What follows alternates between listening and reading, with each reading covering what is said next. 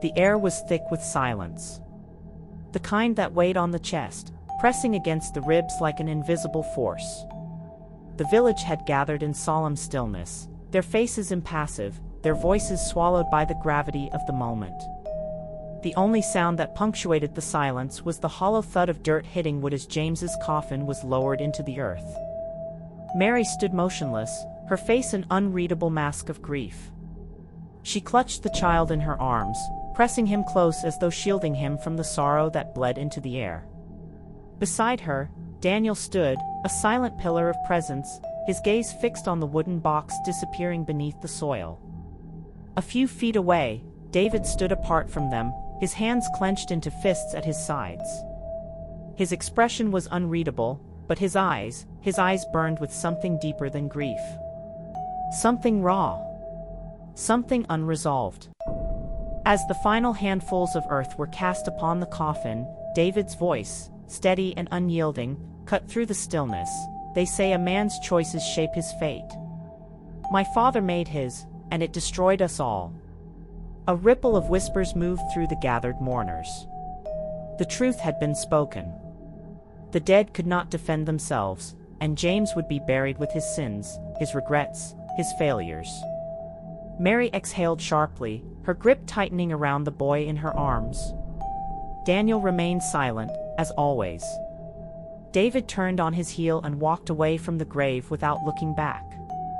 The village bus stop was nothing more than a cracked cement slab and a wooden bench, but to James, it was the gateway to everything he had ever dreamed of. Lagos. Success. A life beyond this village. He turned back one last time, his eyes sweeping over the two people he was leaving behind, Mary, clutching their infant son, and Daniel standing beside her, his face carefully composed. "I'll send for you," James promised, adjusting the strap of his worn leather bag. "As soon as I get settled, I'll send money. We'll have a life beyond this place." Mary smiled, but it didn't quite reach her eyes. "We'll be waiting," she said, though there was something in her voice that made James hesitate for half a second. Daniel didn't speak. He simply nodded. The bus coughed smoke as it rumbled to life, the doors creaking open. James felt his heart thudding in his chest, a mix of excitement and fear. "Take care of things," he told Daniel, though his words felt oddly heavy. Daniel nodded again. James turned and climbed aboard. The doors groaned shut, and as the bus lurched forward, he saw Mary through the dusty window, their son in her arms. Her lips moved, but he couldn't hear what she said. And then, as the bus pulled away, she was gone. James exhaled, turning his gaze forward. Lagos was waiting. Lagos did not welcome him with open arms. The city was a beast, hungry and relentless. But James was determined. The first year was brutal. He slept in cramped rooms, survived on street food, and worked mindless jobs to stay afloat. But he was patient. He was smart. And slowly, he climbed. 2 years in, he had a stable job at a construction firm. 5 years in, he was managing contracts. 10 years later, he was running projects, shaking hands with powerful men, dining in places he never imagined. But with each success, something was left behind.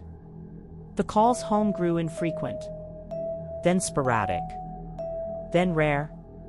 Mary's voice had changed over the years, first full of longing, then patience, then something else entirely. Back home, life moved on without him. Daniel filled the spaces James left empty. He helped Mary, played with David, ensured things ran smoothly. James knew it, but he pushed it aside. He was building a future, wasn't he?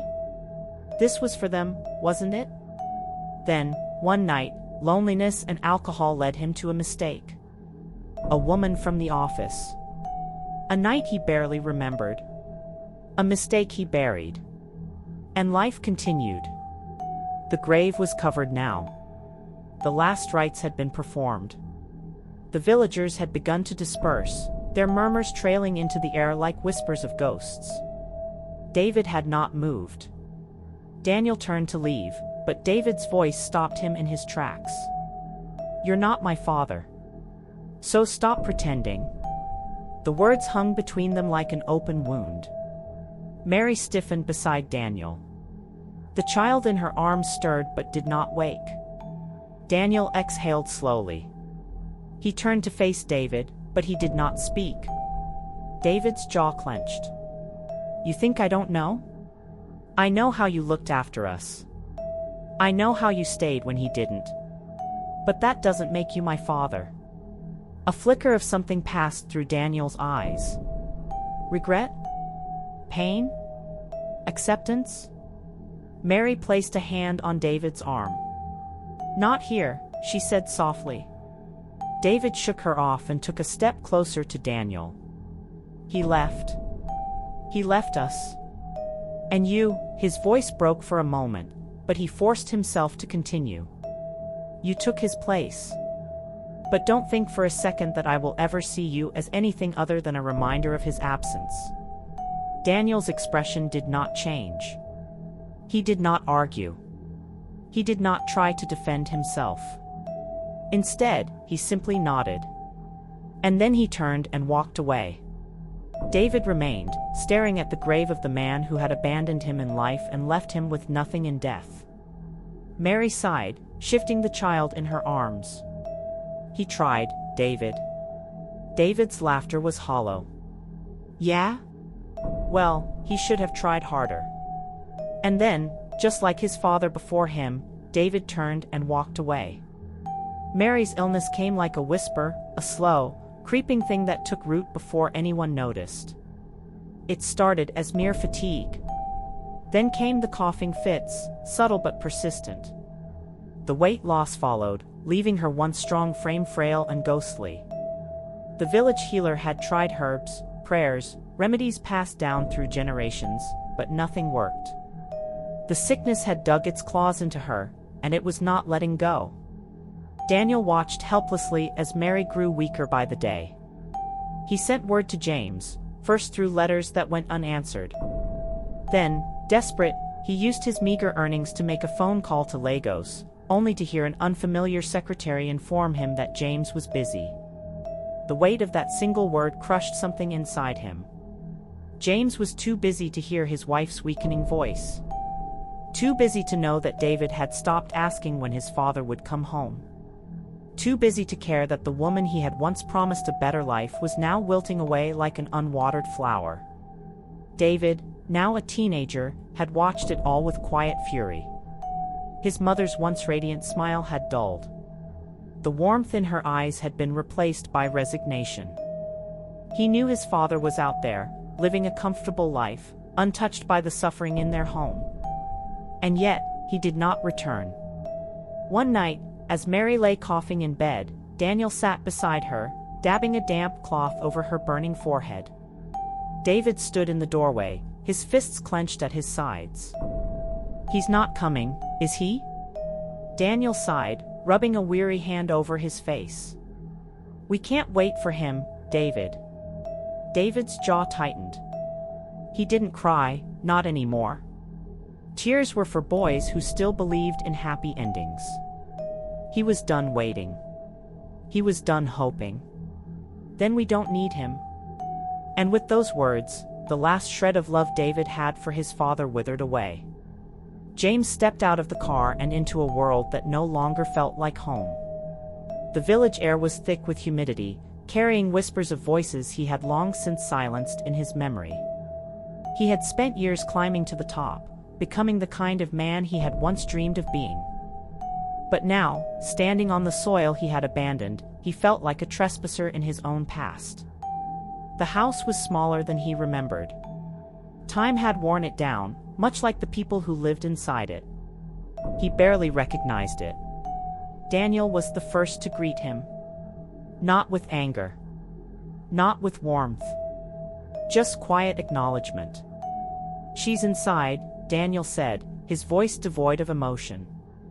James hesitated at the threshold. Inside. Where Mary lay dying. Where the woman he had once loved had suffered in his absence. When he finally stepped in, his breath caught. Mary was a shadow of herself. Her once strong features had hollowed, her skin was paper-thin, her breath labored. But when she opened her eyes and saw him, she smiled. A tired, knowing smile. "You finally came, James." James swallowed the lump in his throat. "I came as soon as I heard." Mary's smile didn't falter, but her eyes told the truth. They both knew that wasn't true. In the corner of the room, David stood with his arms crossed, his face an unreadable mask of indifference. But his eyes burned with something James could no longer ignore. Hatred. James tried to hold his son's gaze, but David looked right past him. To him, James wasn't a father. He was a ghost. A stranger in an expensive suit who had come too late. For the first time in years, James felt something he had long since buried. Shame. The hospital walls were stark and cold, suffocating in their silence. James sat rigidly in the waiting room, the weight of Mary's worsening condition pressing down on him. The doctor entered, his expression unreadable as he held the test results in his hands. "Mr. James, we need to talk," the doctor said. James straightened. "What is it? Is it Mary?" The doctor hesitated, flipping through the papers before finally looking up. "It's about the blood tests." James frowned. "What about them?" The doctor's voice was careful. "Too careful. Your blood doesn't match." James blinked. "What?" "Not just with Mary. With David too." For a moment, the world blurred. The words didn't make sense. He let out a hollow laugh. "That's impossible." The doctor set the file down gently, as if afraid it might shatter. "David isn't your biological son." James felt as though the ground had been ripped from under him. His mind scrambled for answers. How? How could this be? Storming back to the house, he found Mary sitting weakly in bed. She looked up at him, already knowing what was coming. "You lied to me," he hissed. Mary's gaze remained calm. "No, James. I didn't. David isn't mine? After all these years." Mary exhaled slowly, her voice barely above a whisper. "David is yours." James staggered back. "But the test," Mary's voice cracked as she spoke. "The affair wasn't mine, James. It was yours." The room tilted. The air thickened. James's heart pounded against his ribs. "What are you talking about?" Mary's lips trembled as she forced out the words. "That woman in Lagos. The one you buried in your past. She had a child, James." The truth came crashing down like a collapsing building.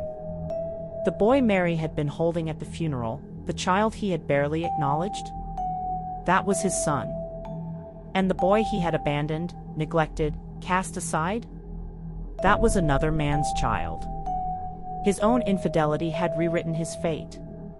His entire world shattered in an instant. James drowned himself in alcohol that night.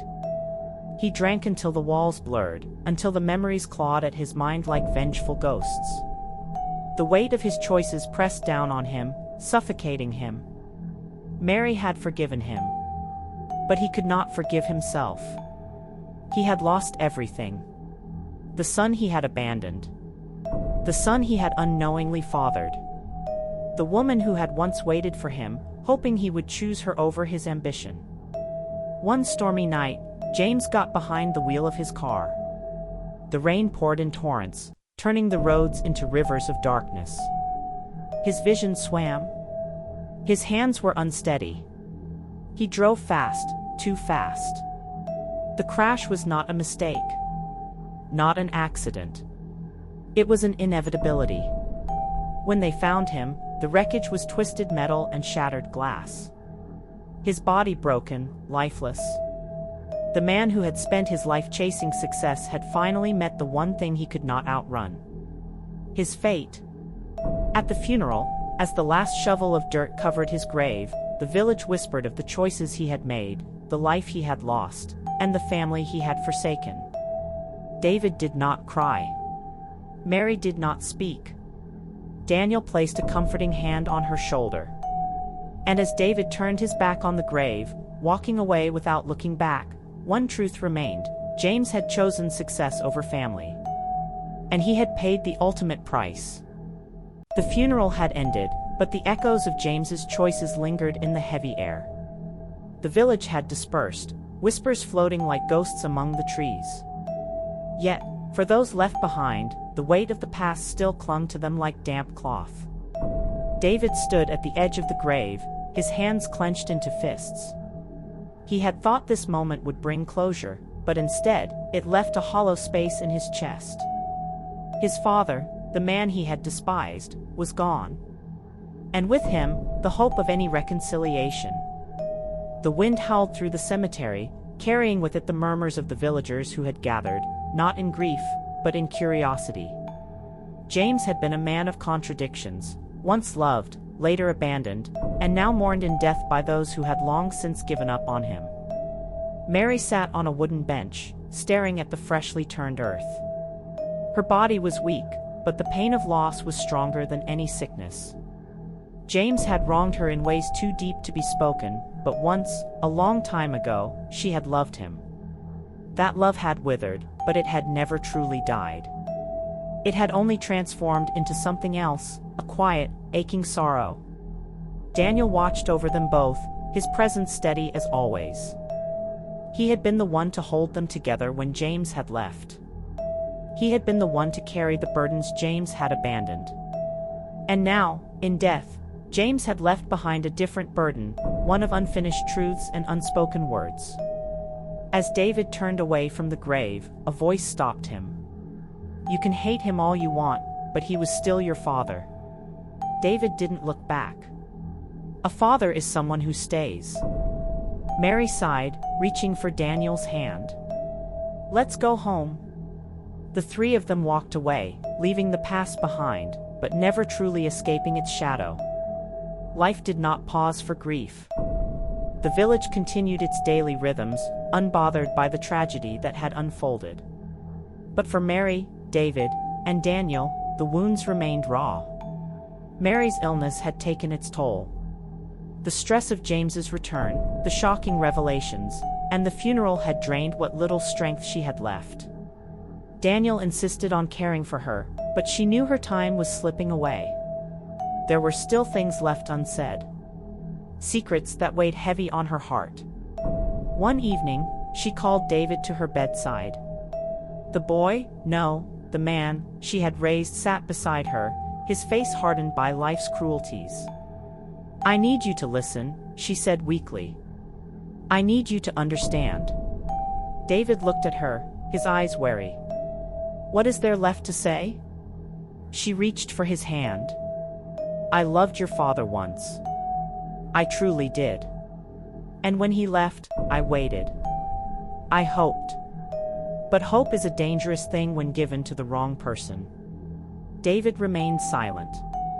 "When I found out about the other child, I had a choice," she continued. "To leave him to fate, or to bring him into our home. I chose the latter. Because no child should suffer for the sins of their parents." David's throat tightened. "And what about me? Did you ever think about how that would feel?" Mary's eyes filled with sorrow. "Every day." David pulled his hand away, his emotions too tangled to unravel. "I need air." He left the room, leaving Mary with her thoughts and regrets. The days blurred together, marked only by the slow ticking of time. Mary's condition worsened, and soon, she could barely leave her bed. Daniel remained by her side, as he always had. But even he knew that the end was near. One night, as the house lay in silence, Mary reached for his hand. "Daniel?" He looked at her, his heart already breaking. "Yes, Mary." Her lips trembled. "Promise me you'll take care of them. Both of them." Daniel swallowed hard. You don't even have to ask. A small, tired smile touched her lips. You were always the better man, Daniel. His throat tightened. Don't say that. She closed her eyes, her breathing shallow. Tell David, tell him I'm proud of him. And then, with a final, fragile breath, Mary was gone. The house felt empty without Mary. Even with Daniel and David there, the absence of her presence was a gaping wound that could never be filled. But life had a cruel way of forcing people to move forward, whether they were ready or not. David stood by the doorway, staring out at the village that had shaped him. He had spent so long resenting this place, resenting his father, resenting the life he had been given. But now, as he looked back, he saw not just pain, but also strength. Daniel joined him. What now? David took a deep breath. I don't know. Daniel nodded. You don't have to have all the answers right now. For the first time in a long time, David allowed himself to exhale. He had spent so long carrying the weight of his past, but maybe, just maybe, it was time to let some of it go. The two men stood in silence, watching as the sun began to rise over the horizon. A new day. A new beginning. James had made his choices. Now, it was time for David to make his own.